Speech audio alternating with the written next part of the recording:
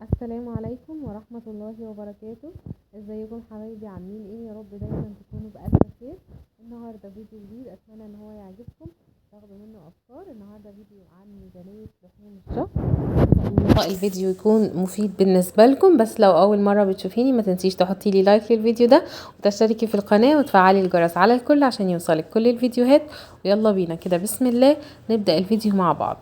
اول حاجه عايزه اقول لكم ان الفيديو اللي قبل ده كان بيتكلم عن ازاي انظم ميزانيه بيتي، ازاي اخد المصروف وابدا ان انا اقسمه للضروريات والاساسيات بتاعتي. فالفيديو ده مهم جدا وللاسف ما اتشافش خالص، وانصحكم ان انتوا تشوفوه لو حد مش عارف ازاي ينظم الميزانيه.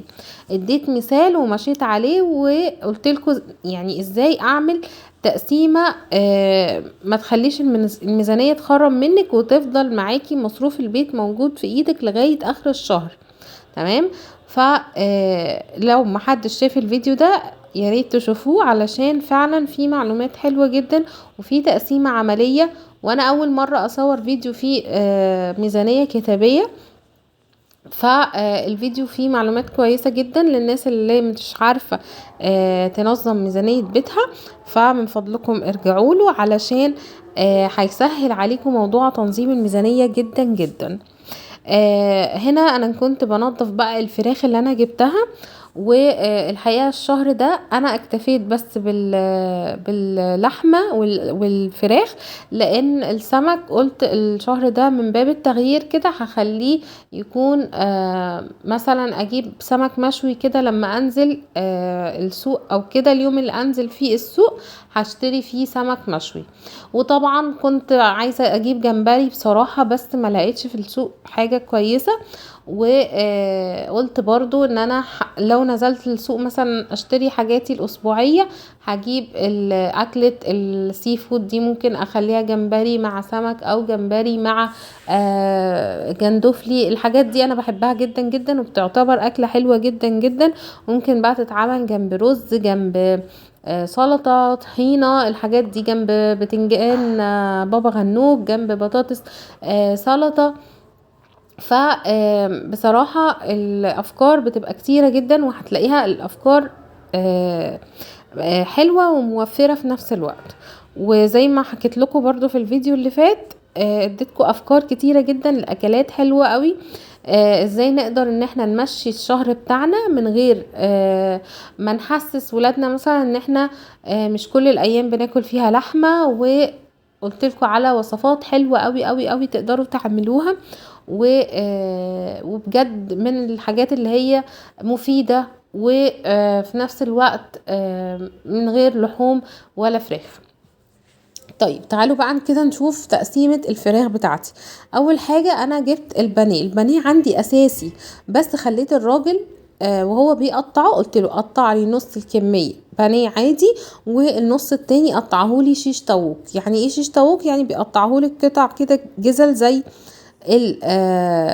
زي اللحمة اللي احنا بنشتريها الحمراء، بس دي بتتحط في عصيان الشيش طاووق وبتعمليها وجبة حلوة جدا. بتتبل بتتبيلة المشويات وبيتحط معاها خضار، وبيبقى حلوة جدا جدا جنب رز، جنب مكرونة.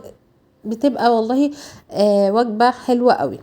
وكمان تجديد عن البانيه العادي، لان احنا يعني طبعا في ناس تبقى زهقت خلاص من ان هي بتقلي البانيه او كده او بتشويه، واللي هي الافكار العاديه. انا بالنسبه لي بصراحه البانيه من الحاجات المنقذه جدا جدا والسريعه والسهله، واللي هي بتوفر عليا وقت ومجهود كبير جدا لما بطلعه. ويا دوبك بحط عليه ملح وفلفل وشويه ميه بصل وبشويه على طول، مش بياخد معايا وقت خالص. كمان الشهر ده ما جبتش فراخ كاملة، جبت الوراك بس مش هقسمهم المرة دي، لان هم حجمهم مش كبير قوي، الورك مش ما شاء الله كبير يعني. ف هعملهم زي ما هم كده، بس جبت كمية زيادة علشان طبعا فيروز مش بتاكل الورك كامل. فبديها كده قطعة مثلا نص الورك، سواء دبابيس او افخاد. ده بالنسبة لها هيكون حلو جدا جدا. وبدأت ان انا اقسم كده الوجبات بتاعتي زي ما انتوا شايفين. على الاطباق، كل طبق ده هيكون وجبة. وده كده تقطيعة الشيش طاووق اللي بقول لكم عليها، خلي الراجل يقطعها لك بالشكل ده. دي تقطيعة الشيش طاووق، وفعلا التقطيعة دي حلوة جدا وهتسهل عليكي ان انتي بقى تقطعي وكده كل حاجة تبقى جاهزة على التسوية. ولو انتي من الناس اللي بتحبي تجهزي التتبيلات يعني قبل ما تشيلي اللحوم بتاعتك في الفريزر، برضو ده هيسهل عليكي جدا جدا. كمان لو انتي حابة تجيبي الوراك كبيرة، برضو خلي الراجل في المحل يقطعها لك، يفصلك الدبابيس عن الافخاد. فسهلي على نفسك بحيث ان انتي بس تروحي تغسلي الفراخ كده زي ما انا عملت وتفرزيها، او لو هتتبليها الاول او هتحطيها في محلول النقع، برضو تسهلي على نفسك الوقفة دي. الموضوع بيبقى سهل جدا جدا ومش بياخد وقت خالص، طالما انتي عاملة الخطوات اللي انا بقولك عليها دي. كمان لو حابة ان انتي تعملي ميزانية اقتصادية، تقدري ان انتي تستكفي بس بالبانيه. البانيه من الحاجات اللي بتخلي عندك خير كده في البيت بصراحة. يعني انا ببقى شايفة ان هو خير في البيت بشكل غير طبيعي. تقدري توظفيه في اكتر من طريقة. تقدري تقطعيه شيش طاووق كده وممكن تحطيه وسط الخضار. لو انتي مثلا هتطبخي مثلا اي بقى طبيخ عندك اللي هو بالصلصة العادي بتاعنا، تقدري تحطي فيه قطع الفراخ دي وهتطلع حلوة جدا وتوزعيها ومفيش اي مشكلة. الموضوع بيبقى سهل وكمان بينجز معاكي، والفراخ بتستوي بسرعة مش زي اللحمة. وبرضو لو حابة ان انت تجيبي الاوراق زي ما انا عملت الصغيرة دي، مش بتوزن كمية كبيرة وهتلاقي عندك برضو كمية حلوة من الاوراق. ولو حابة ان انتوا مثلا تقسموها لافخاد ودبابيس، برضو الموضوع بيبقى حلو جدا جدا وبرضو بيكون موفر معاكي. ممكن كمان تجيبي فراخ كاملة، الفرخة الكاملة. بصراحة يعني انا برضو لو انا هجيب فراخ كاملة هطلب من الراجل ان هو يديهاني وزن مثلا 2 كيلو الا ربع ل2 كيلو بالكتير، مش عايزاها اكبر من كده.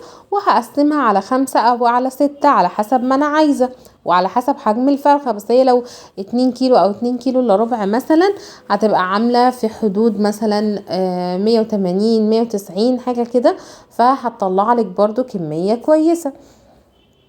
فبرضو انتي خدي الفكرة اللي تناسبك واعمليها.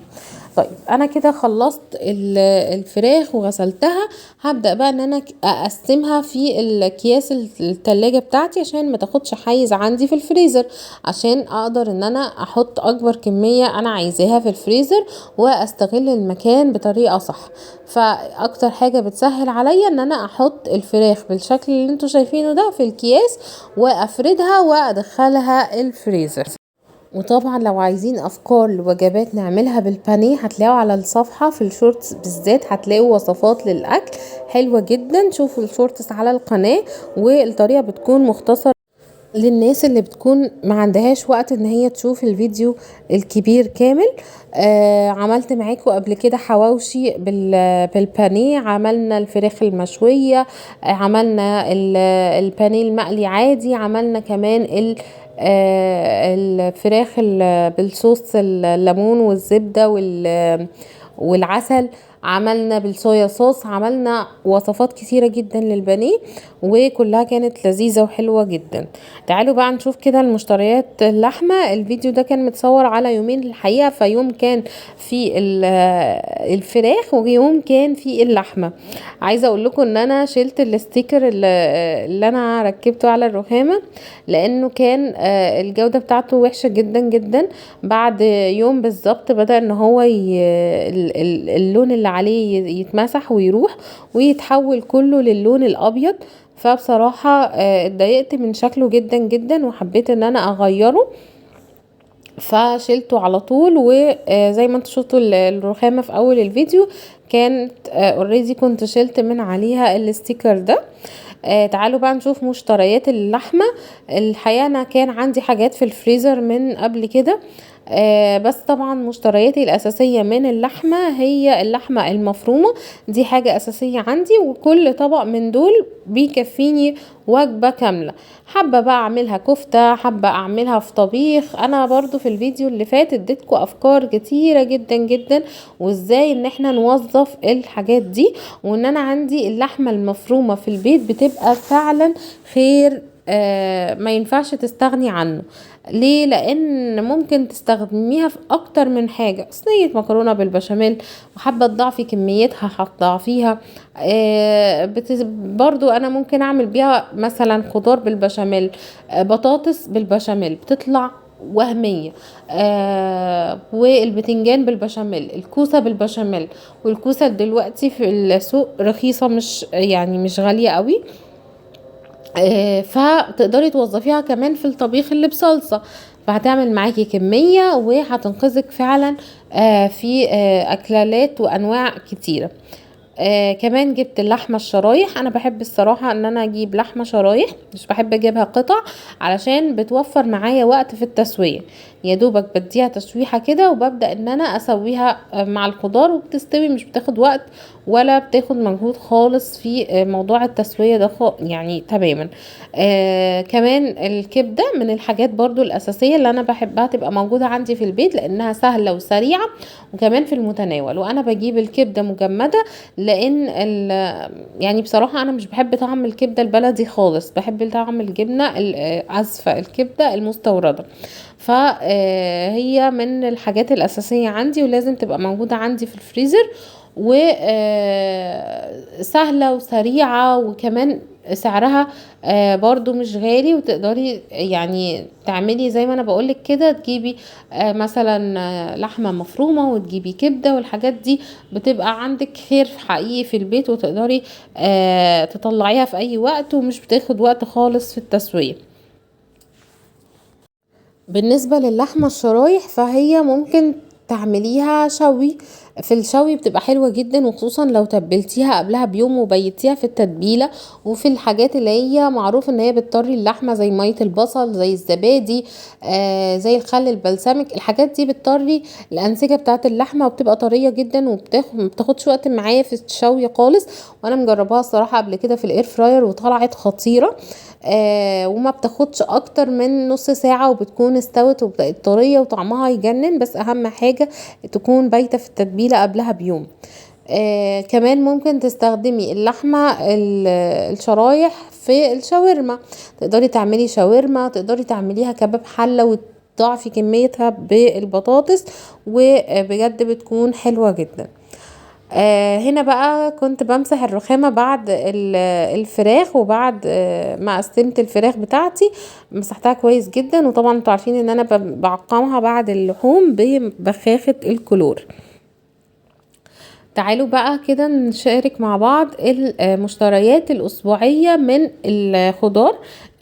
عايزة اقول لكم ان لما تشوفوا الفيديو بتاع تقسيمة الميزانية، هتعرفوا ازاي بقسم المشترياتي الأسبوعية، ازاي بقسم مصروف بيتي علشان يكون معايا كل أسبوع مبلغ اقدر ان انا اشتري منه مشترياتي الأسبوعية. في المشتريات دي جبت كمان شوية حاجات من حاجة الخزين، علشان انا كان عندي حاجات باقية من الشهر اللي فات، فما اشتريتش كل الحاجات.